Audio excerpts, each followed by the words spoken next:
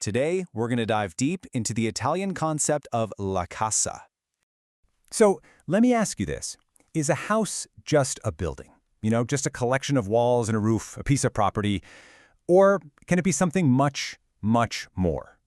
That's exactly what we're going to unpack. All right, here's the game plan for today. We're going to see why La Casa is a life's project, then how it becomes a house for life. After that, we'll flip the script and look at a totally different logic. We'll also compare this idea of durability versus mobility. And finally, we'll talk about what it really means for life to take root. Let's dive in. Okay, so let's jump right into our first big idea, the house as a life's project. This is so central to understanding La Casa, and it shows you right away why it's so much more than just real estate. Here's the thing you really got to get. In this mindset, La Casa is a lifelong project. It's deeply emotional. It ties a family's whole identity to one specific place. It's cultural, a real symbol of sacrifice and success. And yet, it's economic too, giving a stable foundation for generations to come. It's the ultimate anchor. And get this, what's really fascinating is when this all goes down. In Italy, homeownership isn't really a thing you do in your 20s. Nope, it's a huge milestone, something you achieve after years and years of renting and saving. It's a very deliberate, very profound choice. And that idea, the house as a lifelong project, that leads us perfectly into our next point, the house for life. This is where you really start to see just how deep this cultural perspective goes. Right, so this is not some casual decision, it's a whole journey. It starts with years of saving. Then comes the mutuo, that's the mortgage, and it's seen as way more than just a loan. It's a massive commitment that can last for decades. All of this leads to a choice that feels, definitive, final. You're not just buying a house, you're choosing la casa della vita, the house for your entire life. And because of that permanence, something really profound starts to happen. The house stops being just a building, and it gradually becomes part of the family's identity. It's not just theirs, it becomes a part of them. It soaks up all their stories, their history, everything. I mean, just think about it for a second. All those meals around the kitchen table, watching kids grow up, marking their heights on a doorframe, all the celebrations, the arguments, the quiet routines, all of it. Those moments transform the physical building into something alive. It's like a living archive of a family's whole life.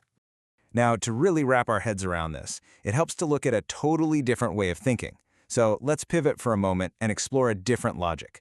Let's take a look at the American perspective on housing. See, in the US, there's this huge emphasis on mobility, right?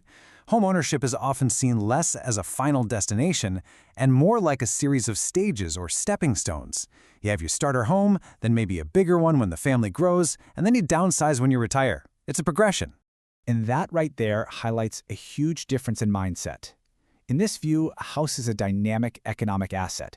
It's an investment, a tool you can use to chase a better job, a different lifestyle, or a new opportunity somewhere else. The goal isn't just stability, it's about being flexible.